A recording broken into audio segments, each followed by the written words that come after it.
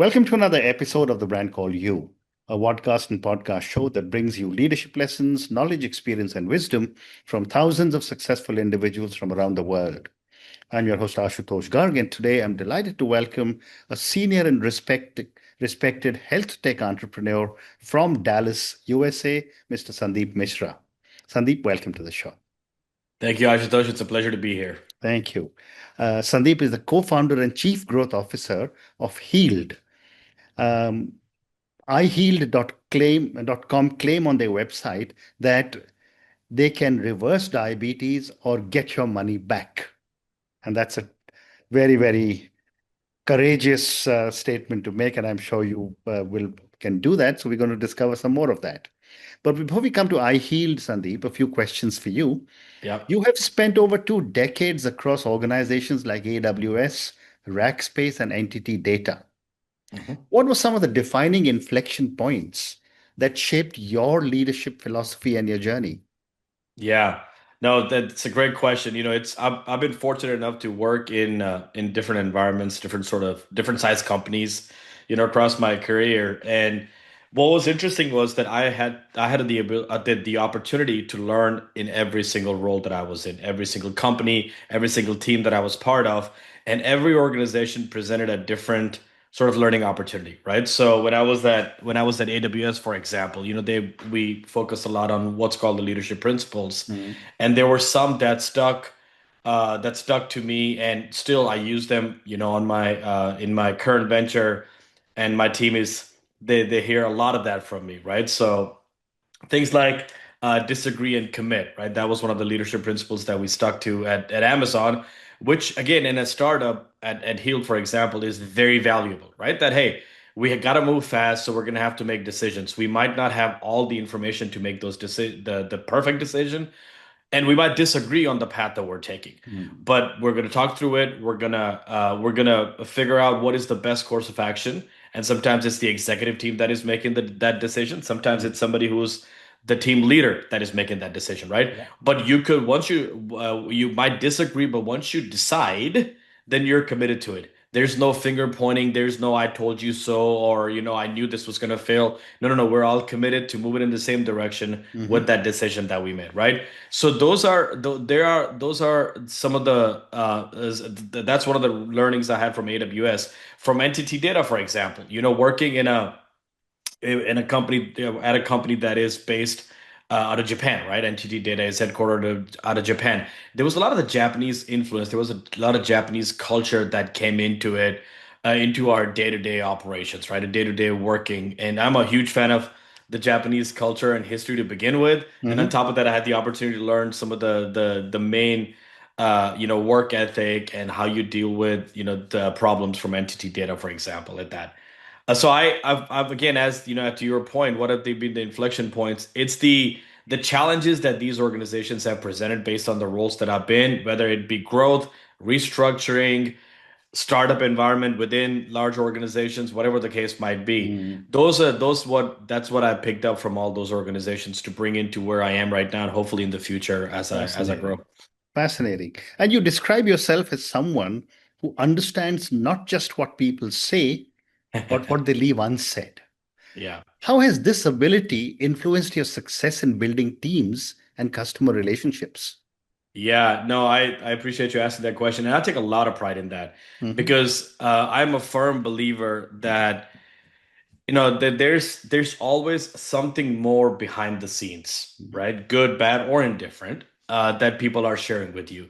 So a lot of times when I'm having a conversation with of maybe hiring decisions or customers for that matter, there's this unspoken rule that, hey, a customer might say, I don't like, this is too expensive.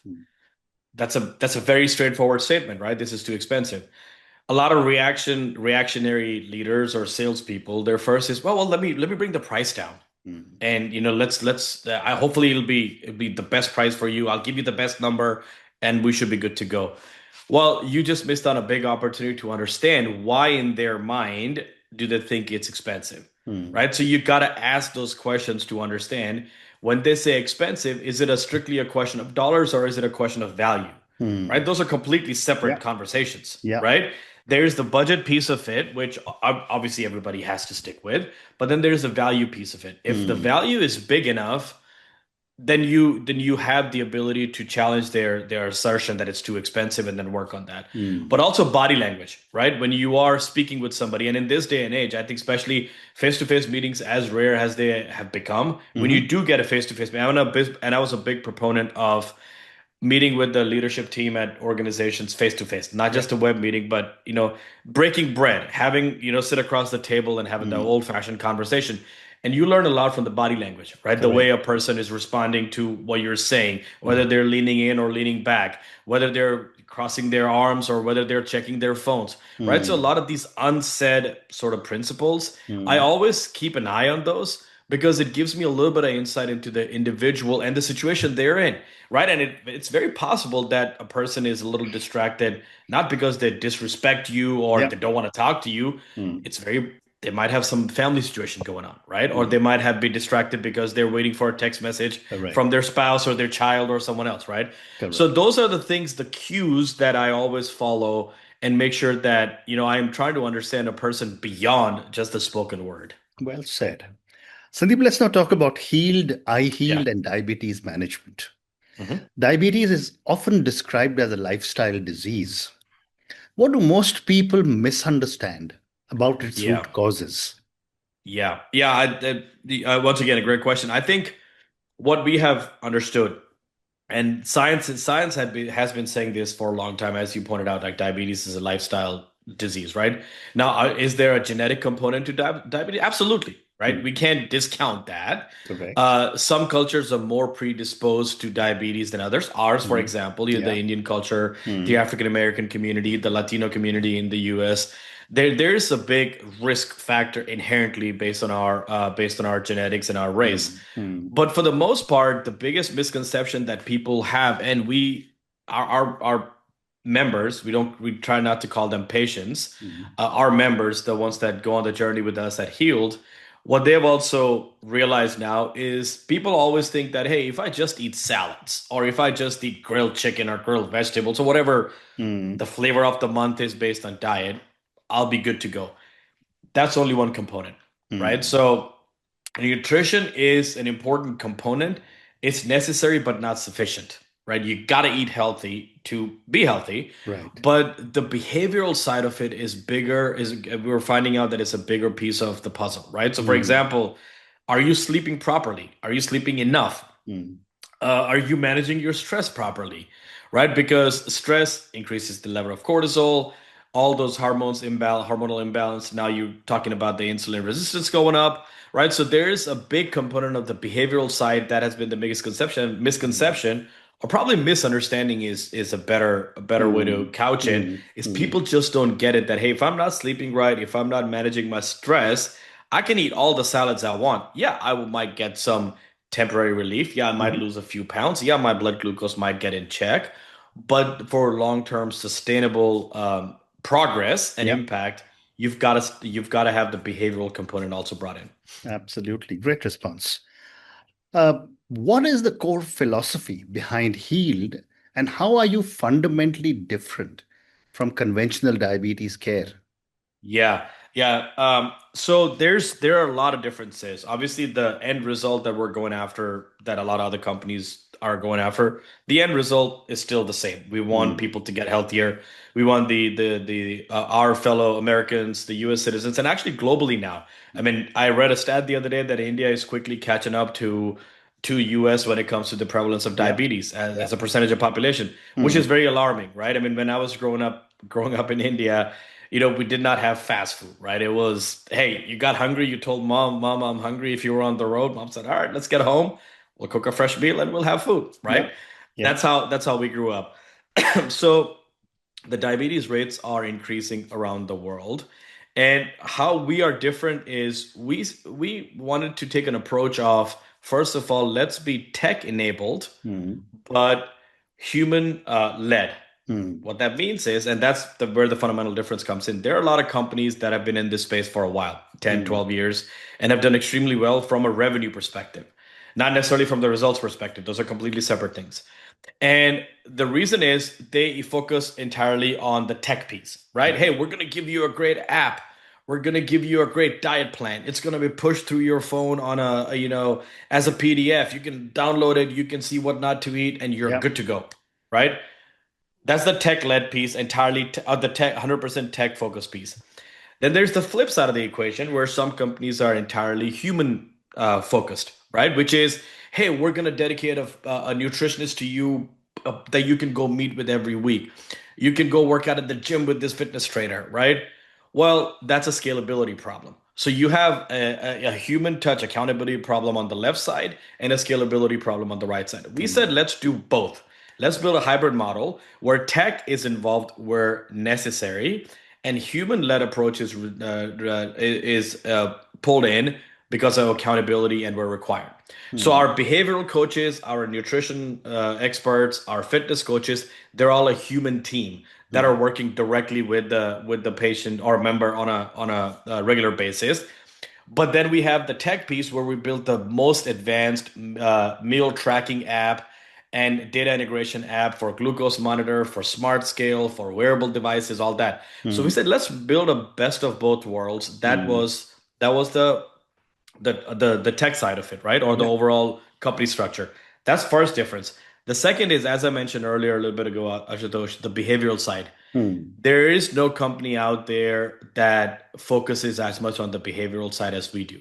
Mm. So, because we bring in all the data, our behavioral coaches are able to look at sleep and stress patterns based on heart rate variability and the Mm. wearable generated data Yeah. and say, hey, what is that doing to blood glucose? And have a conversation with Ashutosh, for example, Mm. and say, Mm. hey, what's going on over the last week? We see a lot of these disruptions Yeah. and we see glucose spikes. So let's work through the daily stressors. Let's give you Mm. pockets of control. Let's give you meditation and breathing techniques where you can sort of calm yourself down, calm your nerves Mm. down, and bring down the blood glucose spikes. So that way they are more Yeah. controlled. So Mm. that's sort of, I think, the two major differences is the tech side and the behavioral side.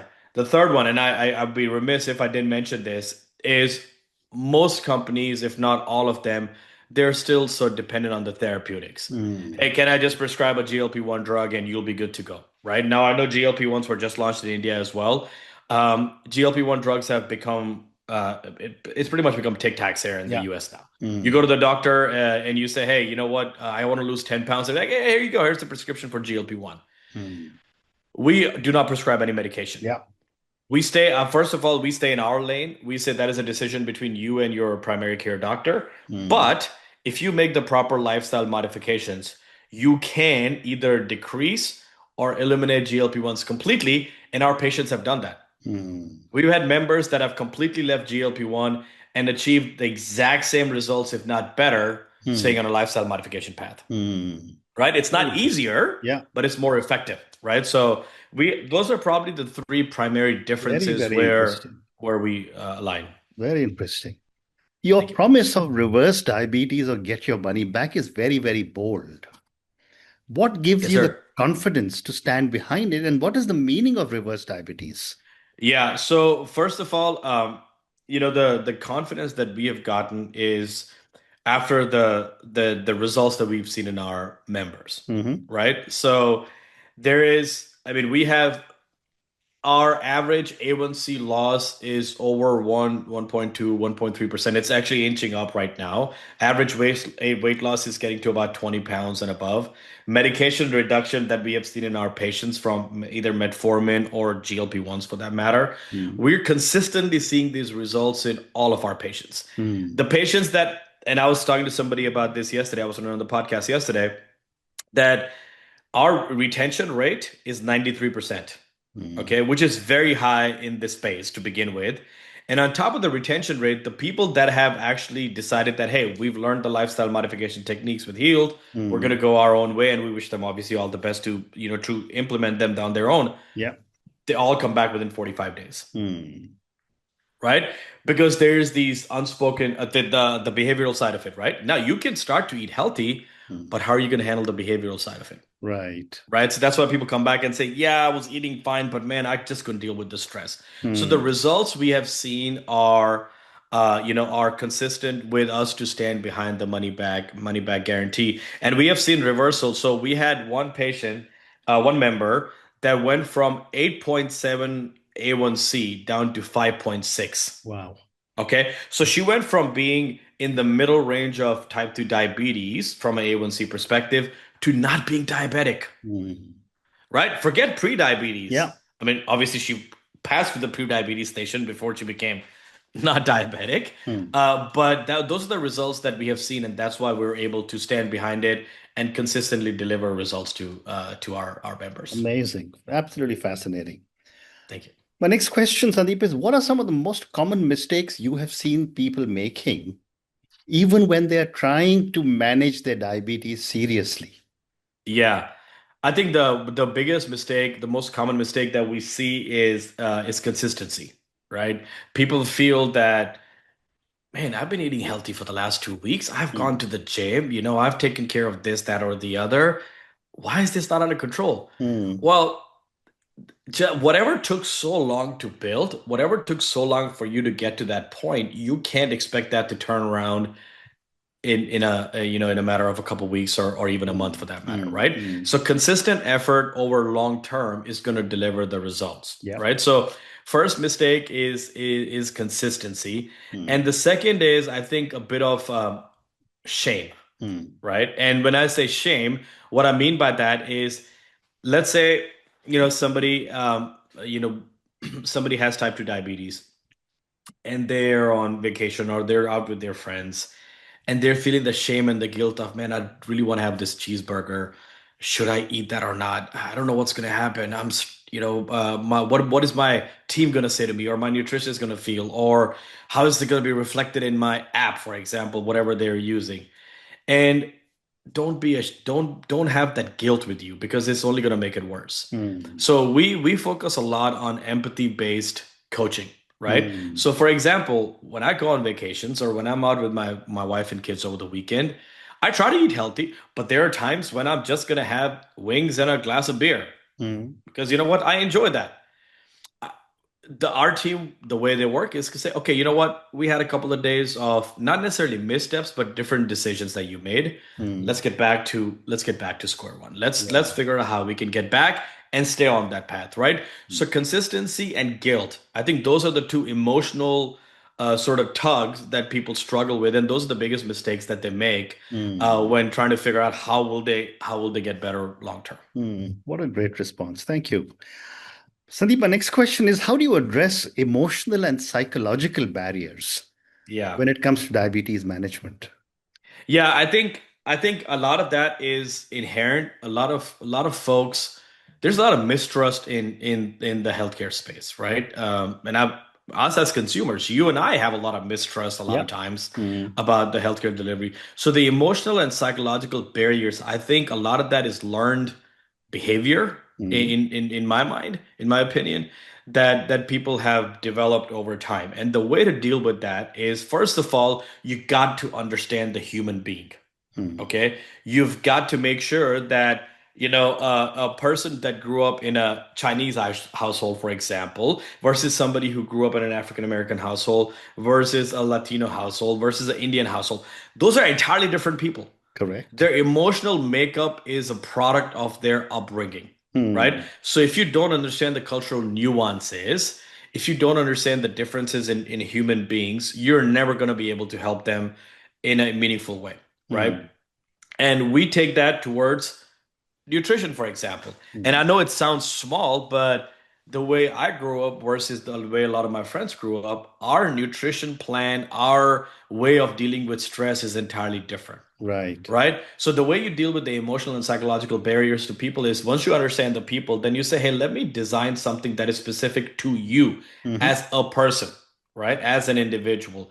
Once you start doing that and you combine that with that empathy based coaching and helping people get over and mitigate some of the stress, that's where you start to see the real results, where people are happy about making decisions. they're empowered about making decisions, and Mm. then they're consistent with sticking with decisions. So I think that's sort of the continuum of the emotional and psychological barrier removal, if you will, that the way we approach them. Amazing. I have time for two more questions for you. Yes, sir. My next question is, where does AI or predictive Mm. analytics fit into your platform today or in the future? Yeah, no, we, my God, I think that subject of AI has become so ingrained in in day-to-day life. Some of it good, some of it sort of Mm. fearful. Mm. But we are taking a very responsible approach to AI, which means that we're bringing in AI as much as possible where it makes sense, right? Mm. So, for example, I'll give you some of the examples where we have incorporated that. When somebody joins our program, our Mm. service, they go through an onboarding process where they have to integrate their glucose monitor. I'm actually wearing mine. Glucose monitor, a smart scale, their Apple Health or Apple Watch, their Garmin, Fitbit, Samsung, whatever, right? So the devices that will bring us the data. So for because we have grown so fast, we were like, can we offload a little bit of the onboarding to the AI, Mm. right? So we built an onboarding agent. Her name is Renee, and Mm. Renee actually helps people onboard. Now she will walk through the instructions. She would interact. It's generative, so we'll go back and forth. But then we have a lot of members that are, older demographics, right? So we're talking Mm. about we have members all the way from 39 years old to 73 years old, Mm. right? So everything in middle. So as you approach the higher end of the age, the 60s and late 60s and early 70s, those members really do not want to interact with AI to go through onboarding, right? Yeah. Because they have they have a little bit of a challenge with sometimes the technology. Mm. So all they have to say is, "Hey, Renee, I just want to talk to somebody. I want to talk to a person to help me on board." Right? Then that gets offloaded to our member advocate who helps them onboard on a virtual call setting rather than offloading it to AI. Right? So again, Okay. where Yeah. AI is necessary. Mm. The second piece is I mean, you talked about predictive, right? So because we bring in the blood glucose, what happens in the challenge with the US healthcare system is you are allowed to see your physician every 90 days, in a Mhm. regular environment. Well, diabetes happens every day. Diabetes Mm. doesn't wait for 90 days, Yeah. right? As we're bringing in the data on the blood glucose, for example, and we start to see improvement in the reduction on blood glucose, the medication needs to be adjusted as well, right? Mm. So our models are looking in to say, hey, by the way, Sandeep, your blood glucose has started to come down significantly, but your metformin has not been adjusted by your physician, Mm. which is gonna have problems because you can risk going hypoglycemic Yeah. because we are seeing drops in your blood glucose faster than if you were not or if your medication was titrated down to a lower Mm. level. Mm. And that's where the team will contact the member and say, you've got to talk to your doctor. It has to be either if it's a telecall, reach out to your nurse practitioner, your physician yourself, whatever the case might be. But that's where we're bringing in the AI to bring those language models in there. And the last piece, this is the most beautiful piece that we have implemented recently. I'll Mm. quickly touch upon that.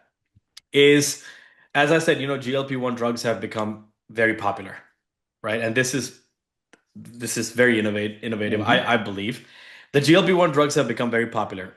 The drugs, if you look at the chemical level, they are sending a signal to the brain that says I'm full, right? That's the Yeah. at the core, that's what GLP-1 drugs do. What we did was we built out machine learning models that can analyze every single thing you're eating and give you the fullness score of that meal. Mm. So as you consume food and you look at when you track it, you track the meal by just taking a picture, it will give you a fullness score to say, hey, how much are you going to feel full for how long? Mm. Right? The higher the number, the less hungry you're going to be for a longer duration of time. Wow. Mm. Right? Now you're making empowered, educated decisions to say, man, I knew that grilled chicken and salad was healthy for me versus, let's say, tuna and salad for me, right? Based on the fullness score. So our members are using that a lot, especially the ones that have decided to get off the GLP-1 drugs using our program Mhm. to look at their meals and say, hey, man, I want to eat the meals that are high on fullness score regardless. Mm. Here are my taste preferences, but I want fullness score, right? High fullness score. And they're Mm. able to make bigger changes because again, they're not hungry. That's where all the AI is coming in to help us build those models, test them out on synthetic data, or talking to our patients and see how it's working. Mm.